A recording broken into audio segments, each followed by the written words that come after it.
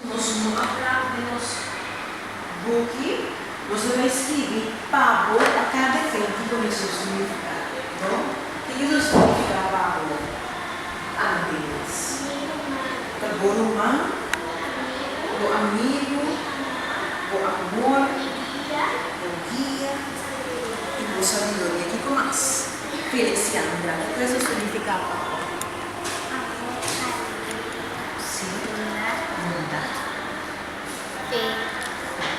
Bonita. Vou descrever na língua portuguesa. Bom? Anita lang descrever que isso significa. Isso significa. Que o coração da Cristo?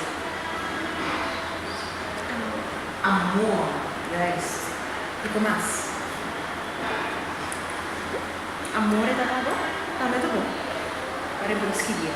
Bom? Nathaniel. O que isso significa para Nathaniel? Fé, paz,